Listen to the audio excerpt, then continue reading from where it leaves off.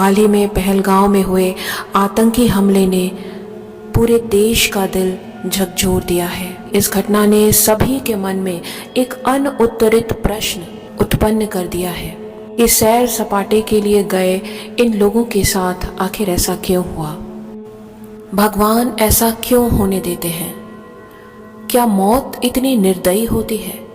इन्हीं कठिन प्रश्नों का उत्तर परमहंस योगानंद जैसे महान गुरुओं की शिक्षाओं में मिलता है। योगानंद कहते हैं कि मृत्यु कोई संयोग या दुर्घटना नहीं होती, ये आत्मा की योजना का हिस्सा होती है।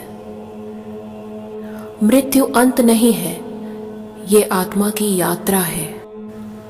योगानंद जी हमें बार बार ये सिखाते हैं कि ये शरीर नश्वर है। शरीर के साथ जो कुछ भी घटता है वो उस आत्मा के विकास के लिए आवश्यक होता है। जब कोई व्यक्ति अचानक ही इस संसार को अलविदा कह देता है तो इसका अर्थ यह नहीं कि कुछ गलत हो गया, बल्कि इसका अर्थ यह है कि उस आत्मा का उद्देश्य इस जीवन में पूरा हो गया था। वो आत्मा जो अनुभव लेने आई थी वो पूर्ण हो चुका है। अब वो अगले अध्याय की तरफ अग्रसर हो चुकी है। हमें लगता है कि मृत्यु अचानक हो गई, लेकिन आत्मा की दृष्टि से देखें तो यह सब कुछ सुनियोजित होता है, पूर्व निर्धारित होता है। क्या भगवान निर्दयी है? ईश्वर हमें इस पीड़ा में क्यों छोड़ देते हैं? योगानंद जी का उत्तर बहुत ही सरल लेकिन गहरा है कि ईश्वर हमारे शरीर को नहीं, हमारी आत्मा को देखते हैं। आत्मा को कभी दुख या कष्ट नहीं होता। शरीर भले ही पीड़ा झेले, लेकिन आत्मा उस सब को एक नाटक की तरह देखती है। ठीक वैसे ही जैसे कोई दर्शक मंच पे चल रहे नाटक को देखता है। वो नाटक का हिस्सा तो है, पर वो उससे प्रभावित नहीं है। आकस्मिक मृत्यु और कर्म का सिद्धांत। योगानंद जी कर्म के सिद्धांत को भी बहुत ही स्पष्ट रूप में समझाते हैं।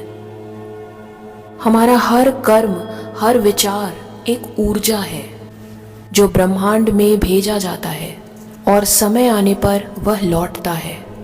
इस जन्म में अचानक हुई मृत्यु पिछले जन्म के कर्मों का ही परिणाम होती है। ये आत्मा के जन्म के जो भी उद्देश्य हैं उनकी पूर्ति का संकेत होती है। मृत्यु को जब हम इस आध्यात्मिक दृष्टिकोण से देखते हैं तब ये डरावनी नहीं लगती, बल्कि ये दिव्य और प्राकृतिक लगती है। मृत्यु जीवन का एक हिस्सा है। जिस तरह सूरज उगता है और डूबता है, ठीक उसी तरह आत्माएं आती हैं और जाती हैं। पहलगांव जैसे हमलों से हम क्या सीख सकते हैं? ऐसी घटनाएं केवल मृत्यु की तरफ इशारा नहीं करती, बल्कि जीवन की अस्थिरता की ओर भी ध्यान खींचती हैं। ये हमें बताती हैं कि जीवन एक पल में समाप्त हो सकता है। इसलिए हर पल को जागरूकता से, प्रेम से, कृतज्ञता से जीना चाहिए। हम में से कोई भी नहीं जानता कि अगला दिन, अगला क्षण हमारे लिए क्या लेकर आएगा। तो फिर क्यों न हम उन सब को माफ करें जिनसे गिला है। आज अभी इसी क्षण क्यों न हम उन सब रिश्तों को सुधार लें जो बिगड़े हुए हैं, जो आपसे नाराज हैं। क्यों न हम उस ईश्वर से जुड़ जाएं जो हर आत्मा का अंतिम घर है। परमहंस योगानंद जी का अंतिम संदेश। योगानंद जी कहते हैं, मृत्यु से डरने की जरूरत नहीं है क्योंकि आत्मा अमर है। वे कहते हैं कि मृत्यु एक दरवाजा है जो हमें एक जीवन से दूसरे जीवन की ओर ले जाता है। योगानंद जी कहते हैं कि जो मनुष्य नियमित रूप से मेडिटेशन करता है, ध्यान करता है, वो मृत्यु के समय शांत और ईश्वर के साथ अपनी एकता को महसूस करता है, भले ही मृत्यु अचानक आए। योगानंद जी हमें ये भी सिखाते हैं कि हमें अपने कर्मों को शुद्ध करना चाहिए, क्योंकि हमारे अच्छे कर्म हमेशा हमारे साथ होते हैं। योगानंद जी ने एक बार कहा था कि जीवन का उद्देश्य ईश्वर को जानना है। जब तुम ईश्वर का सानिध्य प्राप्त कर लेते हो तो मृत्यु का भय समाप्त हो जाता है। कई लोग ये जानना चाहते हैं कि क्या हम अचानक आने वाली मृत्यु को रोक सकते हैं। इसका जवाब योगानंद जी कहते हैं कि ये संभव नहीं, क्योंकि मृत्यु ईश्वर के हाथ में है। लेकिन हम अपने जीवन को सार्थक अवश्य बना सकते हैं।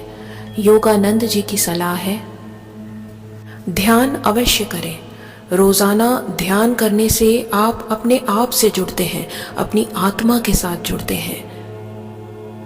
अच्छा खान पान और तनाव मुक्त जीवन शैली को अपनाएं। दूसरों के लिए प्रेम और करुणा के साथ जिए। ये सब आपके कर्मों को शुद्ध करेगा। इसके साथ ही ईश्वर पर अटूट भरोसा रखें। मृत्यु को आप ईश्वर के साथ अपना मिलन के रूप में देखें। आपके मन से मृत्यु का भय सदा के लिए समाप्त हो जाएगा। मृत्यु को आप अपना शत्रु नहीं, एक शिक्षक माने, और जो लोग चले गए उनके लिए शांति की प्रार्थना करें। इस वीडियो का उद्देश्य केवल आपको ज्ञान देना नहीं, बल्कि आपको मृत्यु के भय से मुक्त करना है, ताकि अब कभी जब आप ऐसी कोई आकस्मिक खबर सुने, आकस्मिक घटना सुने, तो बस इतना कहें कि ईश्वर उन आत्माओं को प्रकाश दे। अगर ये संदेश आपके हृदय को छू गया हो तो इसे दूसरों तक अवश्य पहुंचाएं और इस चैनल को ज़रूर सब्सक्राइब करें।